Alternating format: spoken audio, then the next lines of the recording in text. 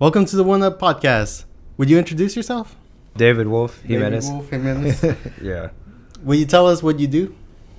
What do I do? Well, as far as work, I work as an auto technician, state inspector. And then on the side, I'm with Spectre, just writing and directing. Writer director for Spectre, and then Yeah. mechanic is your day job, right? Yeah, pretty much. All right. Will you tell us about your experience working with Spectre, right? As a writer director. Yeah, I mean, it's been pretty good. Everybody's pretty insightful. I mean, I can really learn a lot from whatever I need to know as far as film, where to take a story, where to set my themes.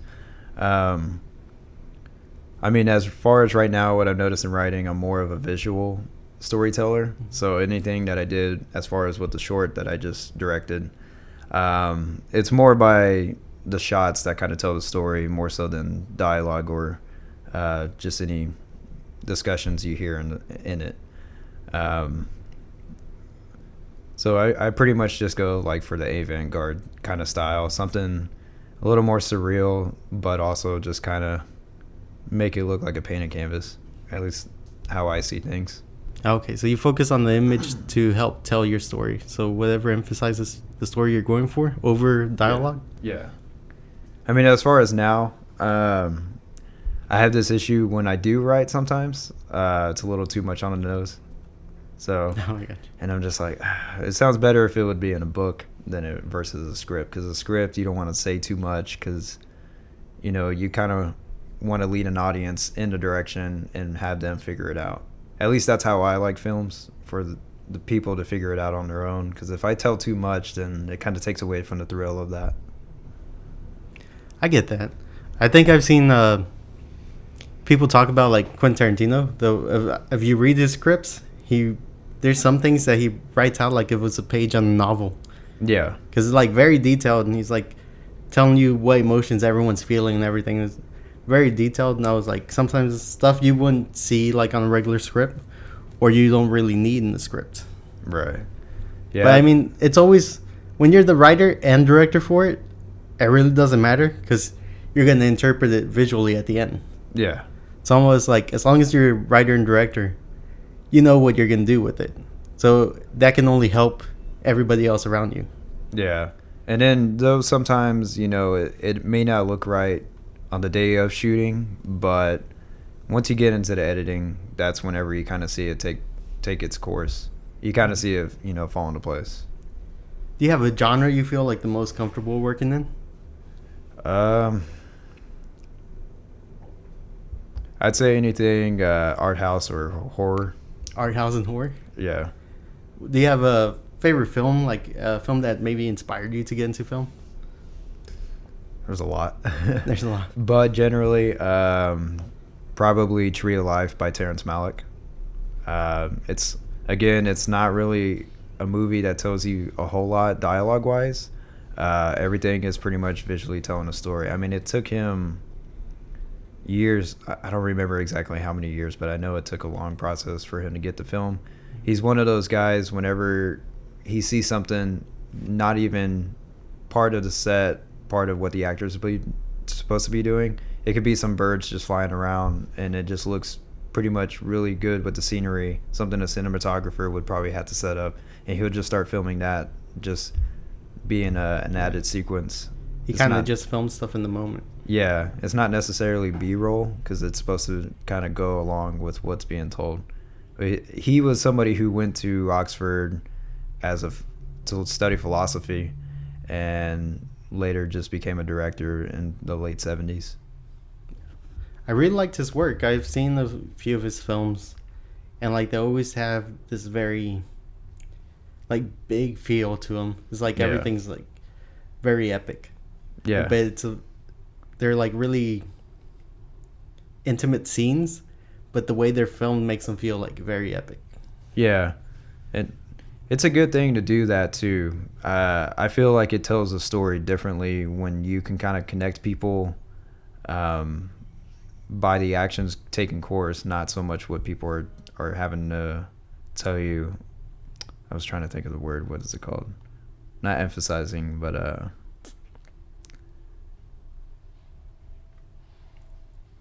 You mean like giving you exposition or exposition? something? There you go. Yeah, exposition I have a big thing for. Because you watch a lot of movies, like let's say it's something horror-wise, if it was going to cosmic horror, it kind of takes away if you give away too much, showing too much of the monster, showing too much of, or too much explanation into it, and it's like, well, there's the imagination out the window. Mm-hmm. What's the last cosmic horror you saw? Last cosmic horror? I think it's been a while. For me, the last one I watched was the Nick Cage one, The Color Out of Space, which is like an H.P. Lovecraft story. Yeah. Which that one was really weird all the way through, but it was like really interesting. Then it just keeps getting weirder, and I watched it with my dad, and I was like, "So how'd you like it?" He's like, "It was weird." That's all he had to say about it. He's like, "It was really weird." Yeah. I mean, it's not really supposed to be your typical story. Yeah. I mean, H.P. Lovecraft, he was one of those, he wasn't a great writer, but whenever he told a story, he didn't want to, again, give away too much in depth of what you're seeing. So whenever he describes like a monster, it's like, you know, all the horrible things he would describe, but it never makes sense what the person's describing in each story, because otherwise it's supposed to be something beyond human. Yeah, it's always more abstract. I think that's what a lot of people who try to adapt his work have struggled with. Yeah. It's like if you try and make these abstract creatures have a form, it always takes away from it. It's like there's not quite a good balance that they've been able to find. Yeah. Because that Color Out of Space kind of feels like Cronenberg type monster. Kind of. Yeah. What was that movie? It was the one with Natalie Portman when they go into that giant bubble. Annihilation. Yeah. That one, I guess, gives a good cosmic horror feel. You don't really know what you're looking at, even at the end of the movie, and it doesn't tell you why its purpose was here, the purpose of why it was here. Mm-hmm. But that's what I like. It gives you that imagination to kind of play with. Most movies, I feel like, if you were to go like Marvel or any conventional comedy nowadays, they kind of just throw it all out there, and it's like, well, I don't really feel like I want to walk out and talk about this movie afterwards, because I already connected just as much with it as much as the average watcher. Mm-hmm. So it's not much creativity on that. You don't feel like it gives you more than what you see on screen. Yeah. I mean, I guess if it's something like Marvel, DC, you know, you always got comics to bounce off of to start, you know, creating your own fan theory, but there is a lot of dramas coming out nowadays. I noticed they try to just throw in exposition a lot, or action movies, they try to do that, especially crime thrillers. And it's like, I could have already thought that out in my head without being told that. Mm-hmm. Well, I've seen different people take different approaches. I know I like the stuff the Russos would do, like with the Marvel movies, like the ones they directed, because they, rather than like give you a lot of exposition up front, you kind of know what's going on. Mm-hmm. But it's the characters putting together what they think is going on, and eventually leads to what they need to do now. Like each scene carries the next one. Yeah. Now it was like something the Russos do is like, that's just what I've liked. Their exposition isn't like too overwhelming or overly like worded. Yeah. It's kind of funny. They did what was that show, Arrested Development, and then they went on to do Marvel. They did Arrested Development and Community. They did a lot of Community. It's kind of funny to see they went from comedy to that. Yeah, well, some of those comedic directors, they go and make some of the best dramas. Yeah. Like Adam McKay, he was doing those like stupid funny movies. They're like Anchorman or like Step Brothers, and then he goes and does The Big Short, and then he does like Vice. Yeah. Oh wow. So it's like they're still comedic, but they're like more serious matters, right? Yeah. Or serious stories. You ever seen what was it, Louis C.K.? The show Louis? Yeah. Yeah. You ever seen it? Mm-hmm. Yeah, like it's always been dark comedy with him. Mm-hmm. But then you watch some of the way he does directing and stuff. It's like, you could tell he's very influenced by, you know, some well-known directors that go more for the creative art than trying to just put something out for a good check. Yeah, the the one that I could think of that has a bunch of these influences was Master of None, because not Master of only None. is like the show filmed like a movie, Mm-hmm. like it also references other movies and like straight out takes the style of a movie and does it for a whole episode. But I like Space Jam. The what? The Space Jam. Space Jam? Yeah, no, that was just the quirk on that. I heard that movie like made so many references, like people thought it was a little unbearable. I don't know. They're not even references. They just like put other movies in there. They did. But yeah, so there are scenes of other movies and then just with Looney Tunes characters added in. Oh wow, yeah. It was like it's probably one of the funnier parts of the movie, but the whole like story of the second Space Jam, I don't know, it just wasn't good. It didn't appeal to me, but I'm like, it's also a kids movie, but I don't see like kids really liking it either. Yeah, they're not gonna get it. No. It's gonna go right over their heads. But the little skits that they were doing like for these movies, I was like, those are funny. They could work. Yeah. And then you're seeing like Looney Tunes in other cartoons, like they're in the like 90s style Superman cartoon. Oh, And I thought those were kind of funny, but like the overall story was like really weak. yeah. Like whoever like wrote the stuff about the video game is like, does this person even play video games? Yeah. I was like, I don't know. And I heard they made LeBron a bad father. Like Pretty much, He's yeah. mad at his son, and then he's like, "Oh crap, my son's gone. Now I gotta find." I don't know. It's a weird movie. What's the latest one you've seen that you're really into? Latest movie. Latest movie.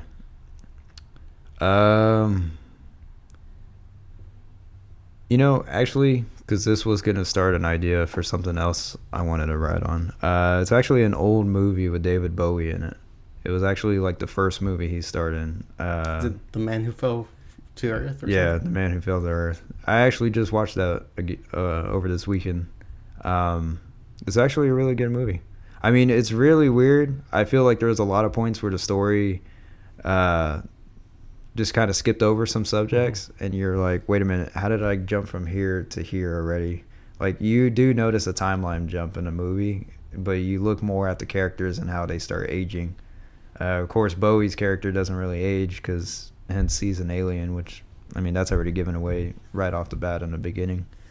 But no, it's a really good film. Just kind of humanizes him, because the longer he's here on Earth, the more he starts kind of seeing what it is to be human. He just kind of deteriorates from that because all this efforts to go back to his home planet is, is it going to go out the window or is it going to actually work? Mm-hmm. That one seemed interesting to me because I heard it came out for Criterion. And I was like, oh, Yeah. It's on my list to get to it eventually. Like the one I watched not too long ago. We ended up watching The Holy Mountain. You ended up really liking it, didn't you, Manuel? Oh yeah, I enjoyed every single part of it. But it's an awesome movie, and it's also very like more of an art house film, and everything's up for interpretation. But it's like a lot of commentary on like religion, so it covers like religious story. Then like it goes into commercialism and government, and it's all like criticism of it. But then at the end, it's like almost like telling you to just go out and live your life. Yeah. No, the movies like that are pretty good. It kind of reminds. Have you ever seen that movie, A Secret Life of Walter Mitty? Yeah, Mitty? Walter Mitty. Yeah. Like that one just kind of tells you like, go out and experience life. Doesn't really say it, but it's just pointing in that direction, especially with Bill. What's his name? Ben Stiller's character. Ben Stiller, yeah. What he's having to go out and do. I really like that movie. That's one movie I didn't know what it was going to be about, but they ended up sending me like a ticket for it. So I had like 2 free tickets. So I went, and whenever we got in, we started watching it. It's like starts off with all these fantasies that he has. He daydreams all the time, and by the time he actually goes out on his own adventure, the less and less he daydreams because now he's like kind of experiencing things for real. Yeah, because he was kind of bubbled, sheltered to himself. Just did his 9 to 5, went home, repeat. Yeah. He just found something that gave him joy that kept him from doing all these fantasies that he would do to amuse himself or give him some levity. Yeah, I know as corny as it sounds, that movie actually made me want to get out and start going to parks more and then riding. Because I'm like, man, I really really should experience a little more. No, yeah, there's some movies that hit me like that and be like, man, it makes me want to go do more things, or like either get back to writing or like make another film. Yeah. Yeah, I mean, well, that's what Tree of Life kind of did for me as far as film. I just put it on one day. I was on TV, and I just saw that it said Brad Pitt and Sean Penn. I was like, oh, that sounds interesting. And of course, I turned it on to the channel, and the scene is a dinosaur. And I'm like, wait a minute, what? So you see a dinosaur, but then I started realizing, oh, it's showing the creation of Earth. And then it kind of goes into that course of where they were at in that time period of the 50s. And the reason why I say it just really hit home with me is because the movie, just goes off a lot of existential questions, life and death and nature and nurture. Like if you watch it, you'll kind of realize, Brad Pitt's character, he's kind of your typical conservative dad from the 50s. And he's real hard on his sons. And he's kind of perceived as nature, There's no in between with nature, It's either going to hit you really hard or it's going to actually take care of you. But you have to adapt with it. And then the mother just kind of comes off as nature, grace. She's always there, and she's actually there to protect her sons, even from him. Sean Penn's character, I really didn't understand too much from the story, but it's just a really good movie that kind of cycles on those topics. The heavy subjects of, what is purpose, and then what happens after this, what's in between. Hey, so when you were watching these movies, you said the Tree of Life was the one that got you more inspired to get into film. But had you had interest before that? Like, when did you start taking like your first steps into like figuring out how to start like filming or making videos? Well, that was in high school when I saw that, so that kind of helped with that movie. But I mean, ever since I was a kid, my dad and my uncle really raised me a lot of movies. Like a few movies to name off the bat with my dad was like at Close Range. That's an old 80s film, early 80s film. There's actually this cartoon movie called American Pop. It's more of an adult show, so there were scenes I could see and not see. Is that the Ralph Bakshi film? I don't really remember who's behind the production. It was just a really creative process behind it, because they basically had actual actors and stage setups for each scene of the movie, but they used animation right over them. Kind of like a cell shading animation, just to give it that look. But it had that very fluid movement, just so you kind of connected with the story, like, oh, it's not real. But that was a good one. Vanilla Sky with Tom Cruise. If you've never seen that, definitely recommend that one. I know I grew up around like horror movies too, like Pumpkinhead, Jason, Texas Chainsaw. The Thing, that was a really good movie. That one actually terrified me, but that's actually also one of my favorite horror movies.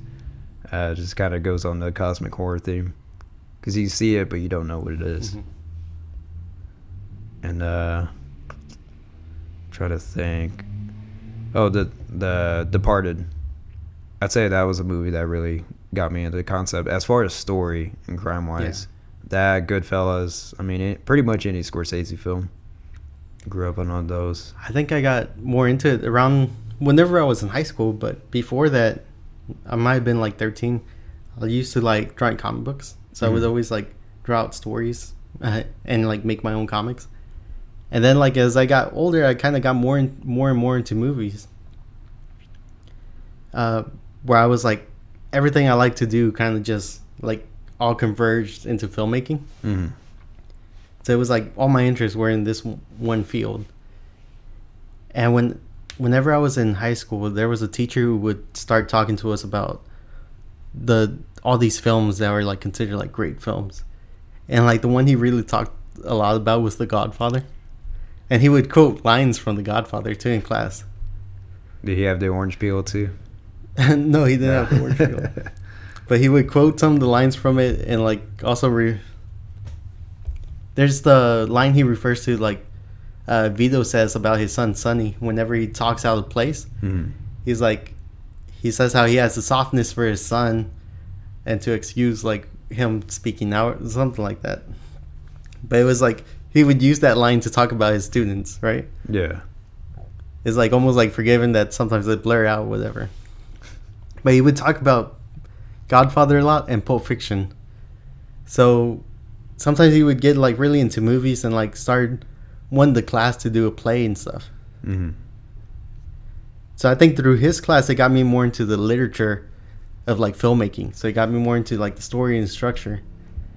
And I was already interested in it, but that kind of just showed me more of a direction to go with storytelling. And so I got more into the writing of it. Because I was always into the visuals. I was always a more visual person. I was just trying to think. At that time, I had this little green book called The Elements of Script Writing. Mm-hmm. So I read that book like from beginning to end, almost like in 3 days. But it's a thin book. It's like 180 pages. But that one's written by the teacher who taught the guy who wrote Back to the Future.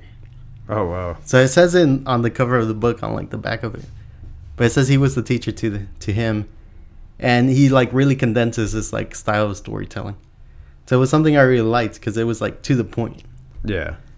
Because sometimes I'll read some of these script writing books and it's like they're really redundant or take a long time to get to what they're trying to teach you. Yeah, it's probably just as useful as an article on Google at most. But that's what got me into like the literature of it. And then I didn't get my first camera until I was like right after high school. I would borrow my aunt's camera and film stuff. And then I actually started taking some film classes to learn like the editing software.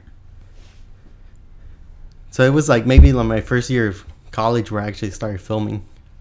Oh wow! Yeah, it was probably after high school. Yeah, it was about a year and a half when I bought my first camera, and that's when I was like, all right, because I learned some steps through it in video class in high school out of 2 years, and I even went into the honors class.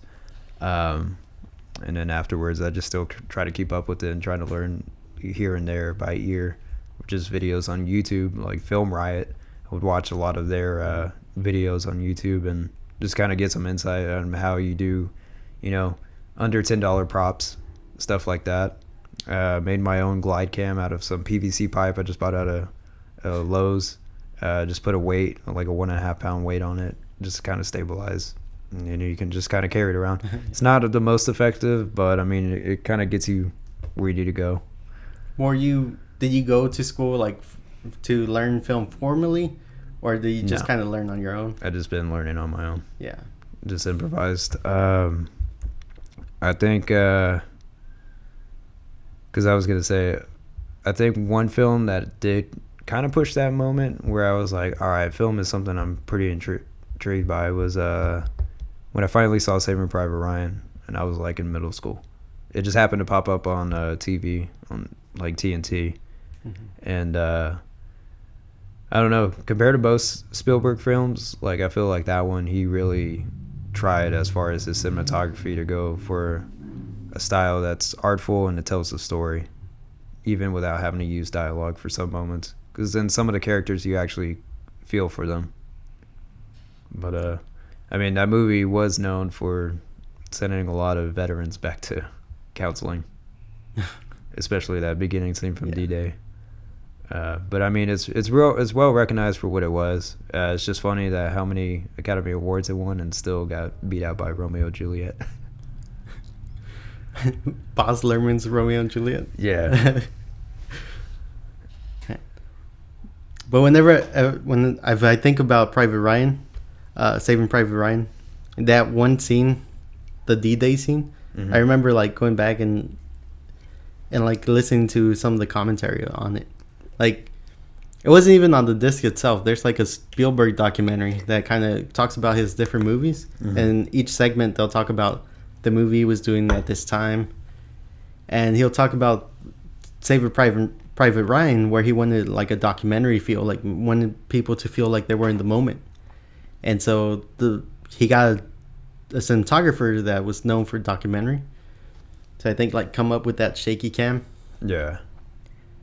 And then they focused a lot on the audio because I don't think there's music on that whole scene. No, actually, and even though the scene, whenever it like mutes out because his hearing of that bombshell that goes off near him kind of makes him go deaf, like even that part, you don't even still have music. It's just that ringing sound to kind of feel like you're in his head and you're experiencing what he's seeing in that moment.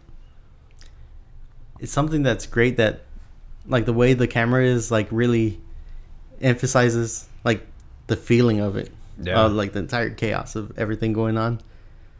And just the audio also adds to it the way the audio is used. No, it's really chaotic. I mean, because it's really good how he just formulates it all. I mean, all the characters you do connect with and you do feel bad for whenever something tragic happens.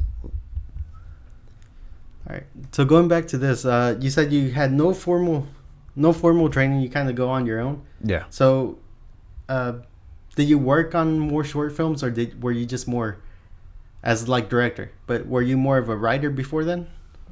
A little bit, yeah. I mean, as far as writing, that was always something I always liked to do on my free time. Just kind of throw out ideas in my head and just put them on paper, see where it goes. And were you like working on these videos on your own? You'd like just shoot them yourself? They weren't necessarily something I'd scripted. I just kind of thought it out, and then maybe I'd write down something to kind of give some direction for it. But then for the most part, I was just trying to make something just for that visual flex on it. And what kind of films were you making at that time?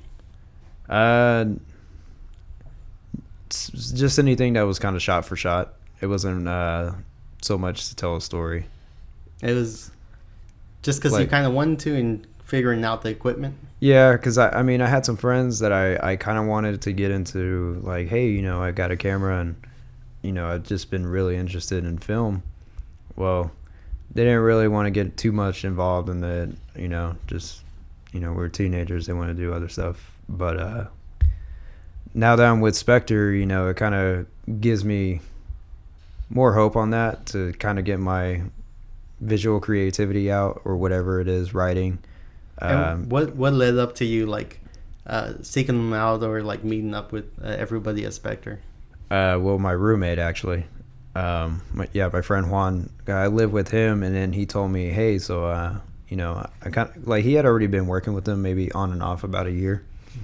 And then he told me, hey, I have some friends that are really into film. They make films, you know, and he knows that I collect movies and I love talking about movies. So he got me involved in that. And little by little, I just kind of connected with them for about a month on and off. And then finally they said, hey, you know, come out and help. And I did one short film for one of our main dudes, Daniel. And we did his short, His Judgment Cometh. And, you know, I just kind of helped with the slate, and then kind of helped with you know, moving some stuff around. I had to be one to drive somebody's car and then try to get a tracking shot, like if it was a dolly. But yeah, I mean, ever since then, you know, just kind of hit it off really well with them, conversation, connecting with each other as friends. And, you know, there are times we actually just hang out because everybody in there in that group is real insightful, and they really get together and try to make art. And I think that's the best part of it, is there's a big team effort to it, you know. Even if you have a bad idea and you don't want to hear that it's a bad idea, you know, the critique is, you know, it's still motivating, because it shows me where my flaws could be, yeah, and then where I can fix them. And then I also know at a point, like, oh no, this is how I want it. You know, yeah, I'm not going to change it for that purpose. They give you actual constructive critiques, not just like, oh, this is bad, and no elaboration on it. Yeah, no. Daniel and Jesus definitely, whenever, you know, if they notice something, they say, hey, this is not going to work because this is why. You know, they're not going to put you down for it.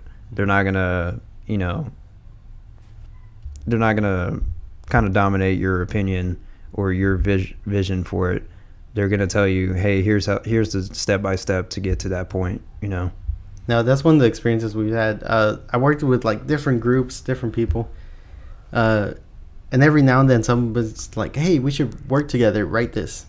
And we start writing something, and when you start critiquing it or like saying, oh, maybe we should change this, they kind of just shut down, and it's like they don't want to take any of the criticism or like any of the ideas you want them to kind of change or like maybe expand on. And they're like, they kind of just shut down, and like the talking kind of just goes away. It does. That is something I noticed with some people. And that's one thing I would say is don't take too serious in something that is involved with film or just media in general. Because if you take it too serious, that's I feel that's your ego trying to get a hold of you on it.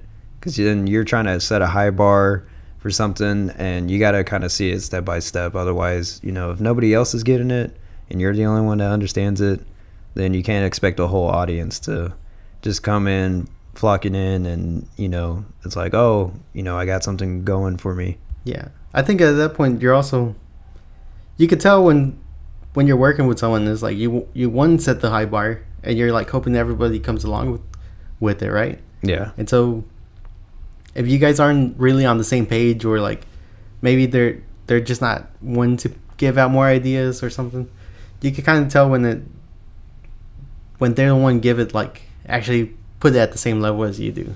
Yeah. And you're like, oh, I don't think it's coming together or converging the same way. Right.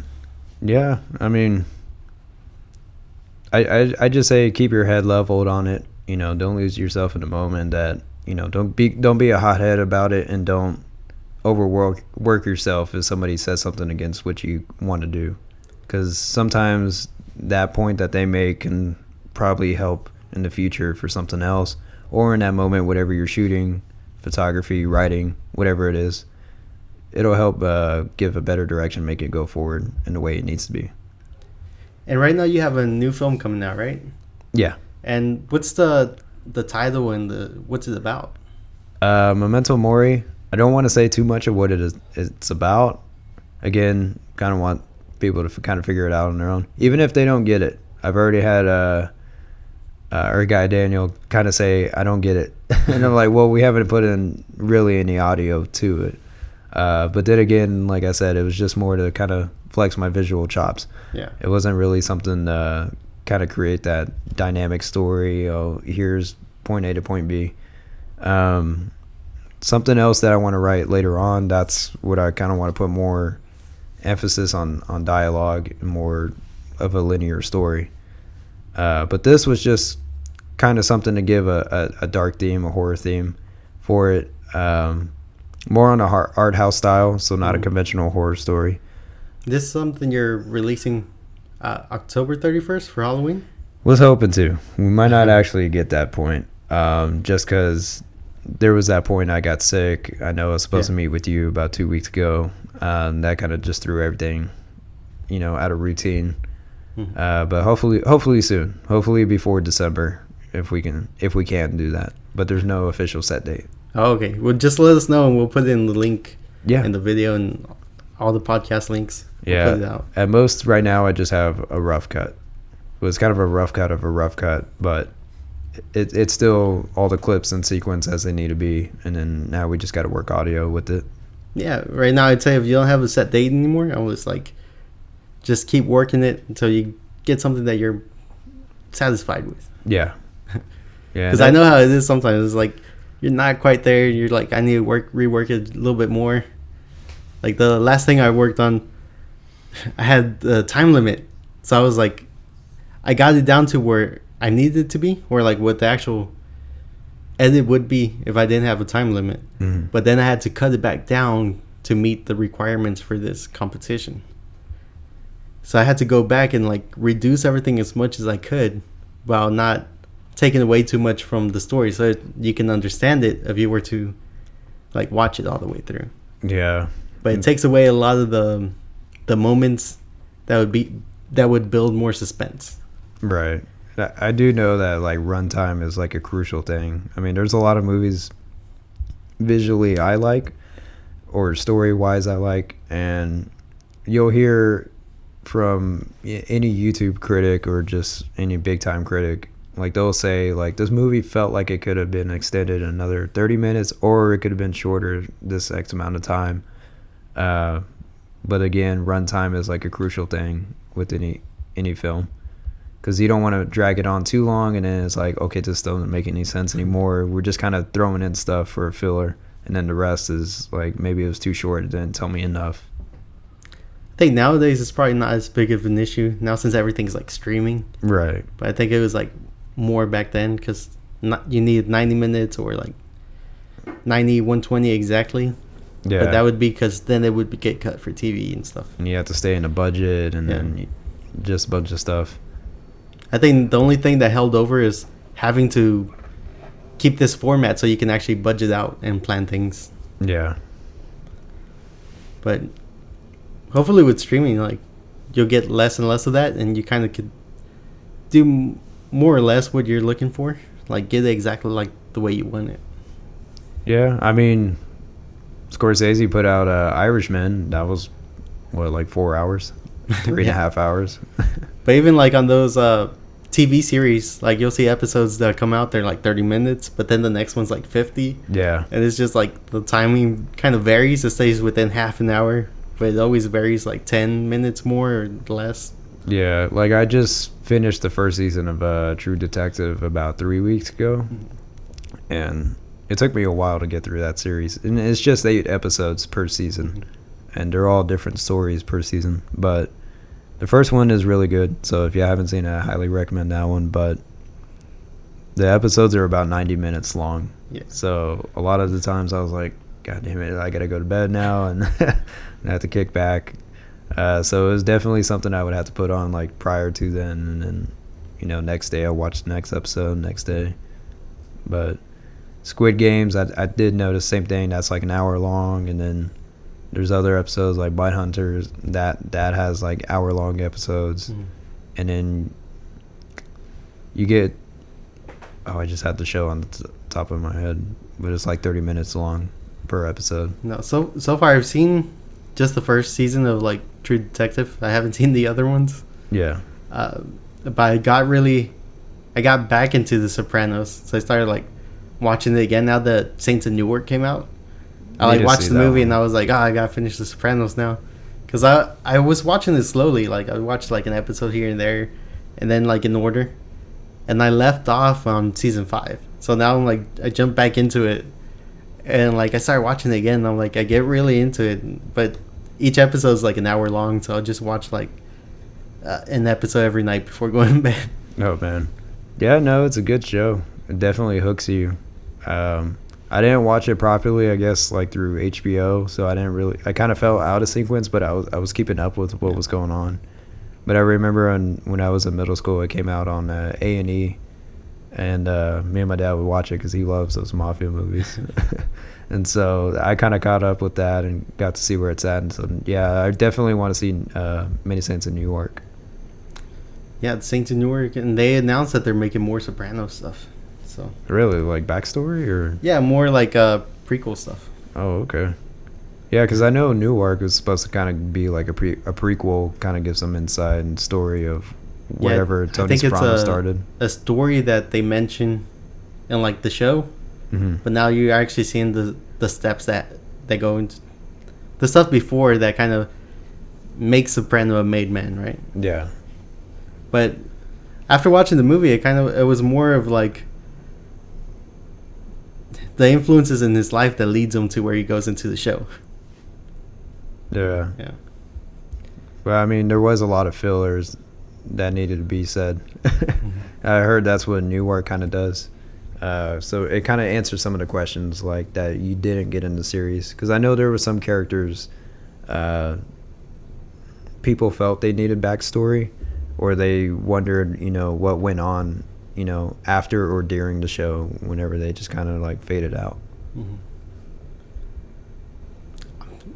I'm still waiting to see how, like, once I get towards the end, because where I'm at right now, after watching the movie, I'm like, oh, now I know something's going to happen in this show. Yeah. But I still haven't gotten to that point, so I'm trying to finish it and then probably go back and like rewatch the movie afterwards. Yeah. But so far, it's one of my favorite shows. No, you're good. Sorry. No, I was just thinking. It's because we kind of went on a tangent because I was asking you about the Memento Mori. Yeah. Sorry, I tend to do that with movies. No, it's all right. But getting back to your project, now you don't have no set date. You could take more time on it. Yeah. Now I was like, just get something that you feel satisfied with afterwards. Was that your first production? For me? Yeah. Yeah, no, it's the first one I've directed. It's not the first one I helped write on, but directing, I did see it is a little tough. It's stressful in the moment because, you know, you're trying to figure out how you want to kind of guide people with you on this. It's pretty much a journey. Like, even if it's something like a short film, you don't realize how much work goes into that because it's like, oh man, like if you don't do the right camera angle or anything, then continuity and then, you know, just the flow of how the story goes, it just looks totally off. Yeah. So how long is the runtime? Can I ask? Like, what do you think it's going to run? Between 4 and 5 minutes at most, I would say. Okay, so that's a good starter project, I'd say. Yeah. I thought you were going to be like 30 to 50 minutes. I'm like, for your first project, but yeah, 4 to 5 minutes. That's... What was your takeaway after like directing for the first time? For the first time, I was tired. You were just tired. I was tired. No, it got me a little more hyped, just to try to get more involved and do a little more on story editing. You know, it got me thinking what I should do next time that I didn't do this time. So that was one thing that was key to this. And what were the things that you felt like you like once you got in there and started like working, you find out that you're like, oh, I need more help in this, or I need to work more on this. Like, yeah. What are those things you need to work on? I didn't really have a set in place of how I wanted my actors to really connect. And I think that was a big thing that Jesus told me was, you know, with your actors, you know, there's got to be a certain way you need to describe how you want them to react and, you know, and emote that in their character, but without telling them too much.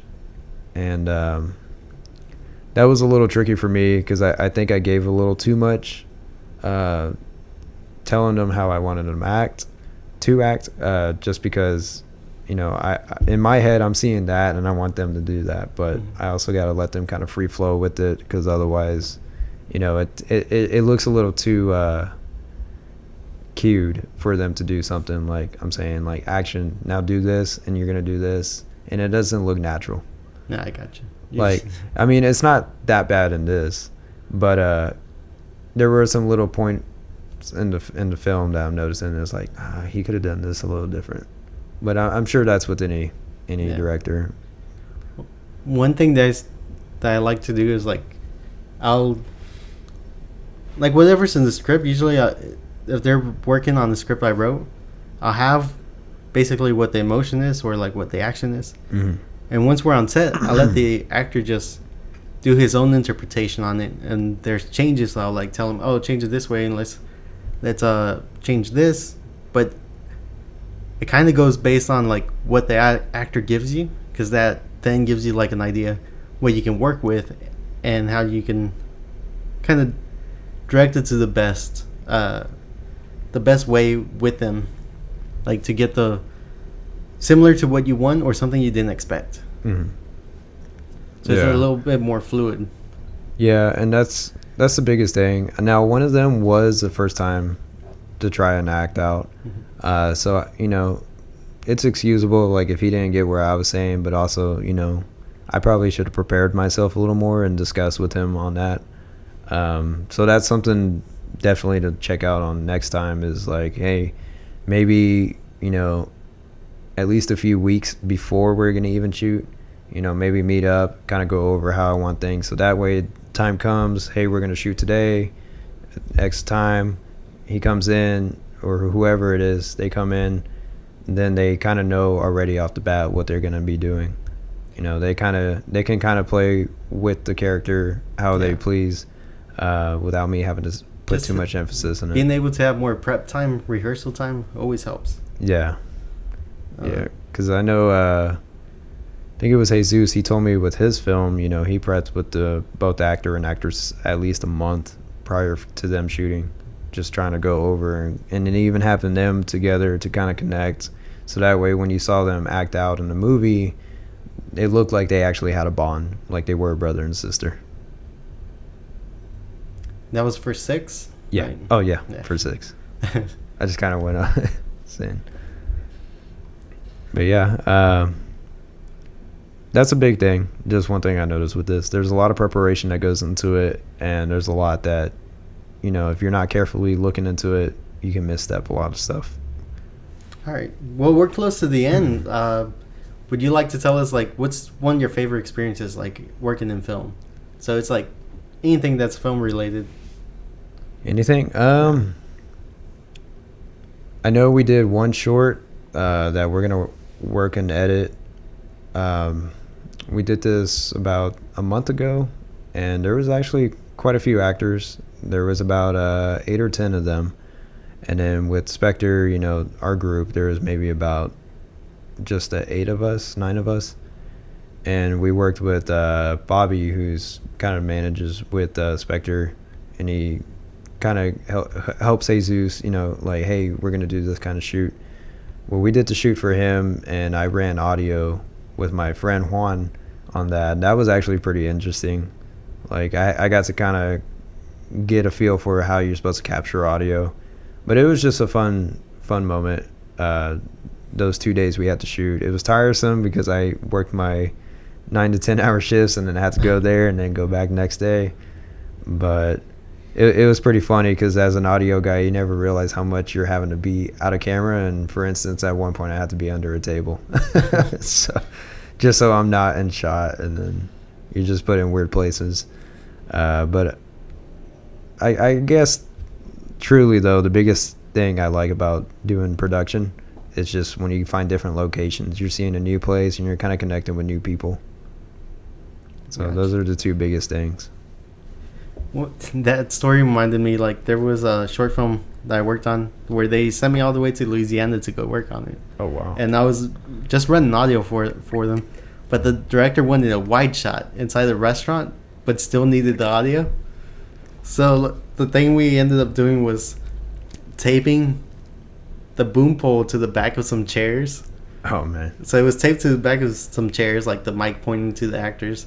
And then, like, just had to hit record and walk away. And so that's the way they got the audio. And then once you got out of frame, action, just kind of go about it. So just kind of place it, hit record, walk out of frame.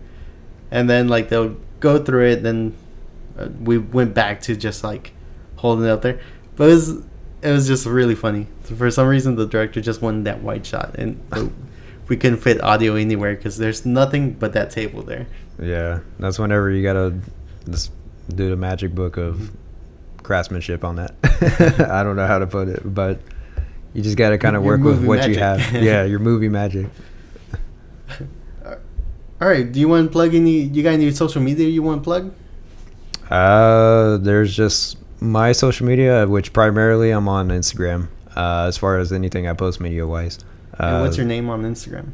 So it's going to be my middle name, but hyphens in between each letter, and then 95I.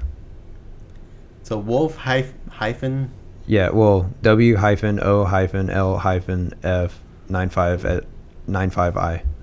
95I. Yeah. All right, we'll put links to your Instagram so people can follow you. Yeah. And just look forward to your film Memento Mori. Yeah. Which to be announced, right? To be announced. And at least on there, that there's some of my photography just for fun. All right. Well, thank you for coming on. It was great having you. No, for sure. All right. It was Thank a pleasure. you, everyone, for watching.